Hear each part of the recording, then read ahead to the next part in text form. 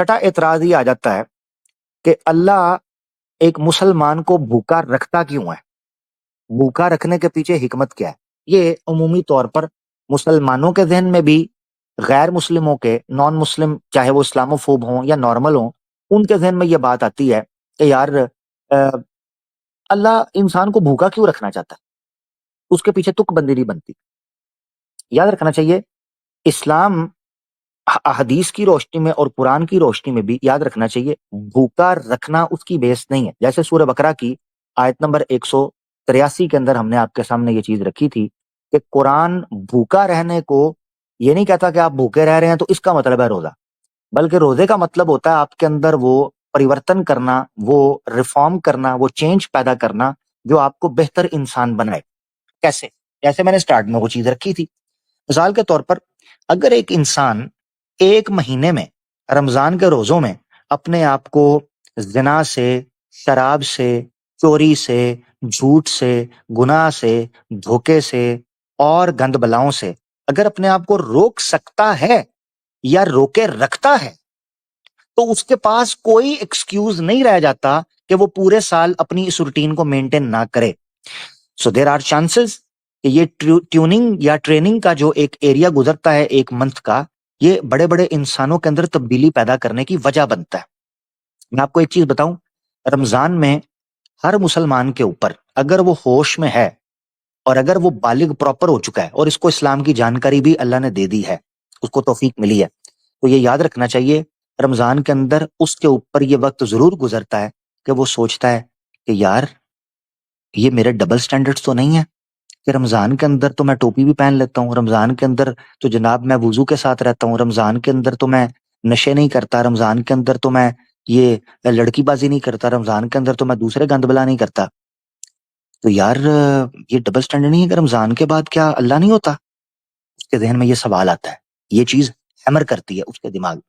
تو لہذا یہ جو اللہ تعالیٰ نے اس طرح کی جو چیزیں بیان فرمائی ہیں کہ مثال کے طور پر آپ نے کھانا نہیں کھانا، میں ایک بات آپ کو بتاتا ہوں، کافی عرصہ پہلے کی بات ہے، جب میں اسلام کی طرف پلٹا تھا تو مجھے اس چیز کا ایکسپیرینس ہوا، اور میں نے جب روزے رکھنے شروع، کیونکہ میں تقریباً 2 سے 2.5 سال کا عرصہ تھا، کوئی بھی پریکٹس نہیں تھی اور بالکل اسلام سے دور جا چکا ہوا تھا، تو اس دوران کے بعد جب میں واپس اسلام کی طرف پلٹا ہوں اور میں نے پریکٹس کرنی شروع کی تو مجھے ایک چیز میرے دماغ کے اندر فٹ ہو گئی رمضان کے موقع کے حوالے سے۔ میں نے یہ سوچا کہ رمضان میں روزے کی حالت میں ایک آدمی حلال چیزیں بھی نہیں کھا سکتا، وہ اس کو کنٹرول کرتا ہے، تو کیا وجہ ہے اس کے پاس، کیا ایکسکیوز رہ جاتا ہے کہ وہ رمضان کے باہر حلال تو کھا ہی رہا ہے، حرام بھی کھانا شروع کر دے؟ یہ کیسے ممکن ہے؟ یہ نہیں ہو سکتا۔ مگر اس کے لیے آپ کی وہ اویکننگ، وہ جاگریتی ہونا ضروری ہے، وہ پریورتن، ہردے پریورتن جسے بولتے ہیں، آپ کا اندر من شدھ ہونا بڑا ضروری ہے، پھر آپ کو یہ فیل آنی شروع ہو جاتی ہے۔ مثال کے طور پر رمضان میں بریانی بنی ہو دن کا ٹائم، آپ کے سامنے رکھی جائے، آپ اس کی طرف دیکھیں گے بھی نہیں، حالانکہ حلال ہے، کھانا حلال ہے، مرغی حلال ہے، چاول حلال ہے، سب کچھ حلال ہے، مگر آپ اپنے آپ کو روک رہے ہو۔ اچھا پانی پڑا ہوتا ہے، پانی نہیں پیتا ایک بندہ، بند کمرے میں نہ کوئی کیمرہ نہ کوئی چیز، پانی نہیں پی رہا۔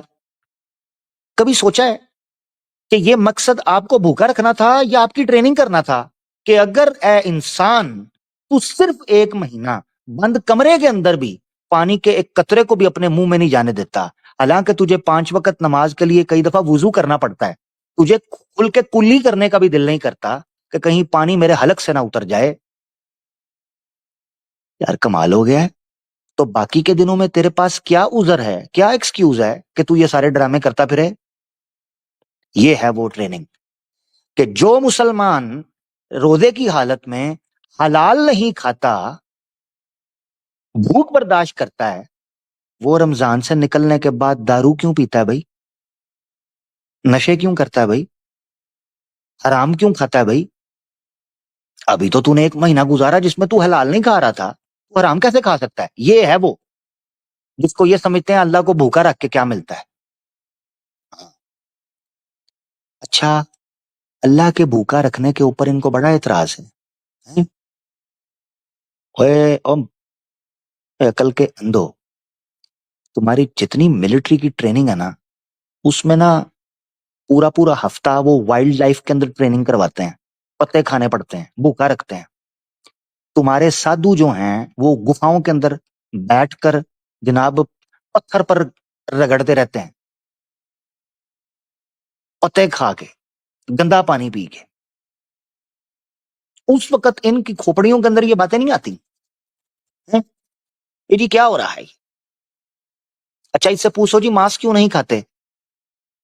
ए जी वो असल में ना हिंसा और आपका बॉडी खराब हो जाती है और आपके जनाब अंदर क्रोध और जो है ना वो क्या उसे बोलते हैं यार, वो एक इनके लिए वो पूरा है तामसिक किस्म की चीजें आपके अंदर आ जाती हैं जनाब, हैं? उस वक्त इनको पॉइंट समझ नहीं आती, उस वक्त इनको इसकी बेस समझ नहीं आती।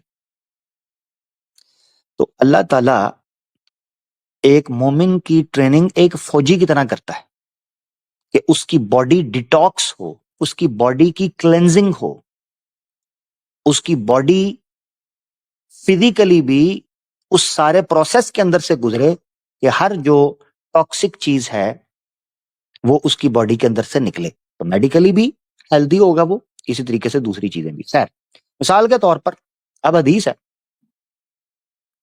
कि भाई एक आदमी रोजा रखता है, सारा दिन भूख बर्दाश्त करता है, मगर झूठ बोलता है, धोखा देता है, ऐसे बंदे का रोजा ही कबूल नहीं होता। लो, तो इसका मतलब यह है कि रोजा रखना भूख और प्यास के बर्दाश्त करने के लिए नहीं, बल्कि अपने आप को तकवा इख्तियार करवाने के लिए और अपनी इस्लाह करने के लिए है। अब एक आदमी झूठ बोले, धोखा दे, उसका रोजा ही कबूल नहीं है, सीधी सी बात है। वो जितना मर्जी भूख बर्दाश्त करे, उसके मुंह पर मार दिया जाएगी सारी चीजें। ये चीज भी समझनी चाहिए, बेसिकली भूख क्यों बर्दाश्त की जाती है, हलाल क्यों छोड़ा जाता है।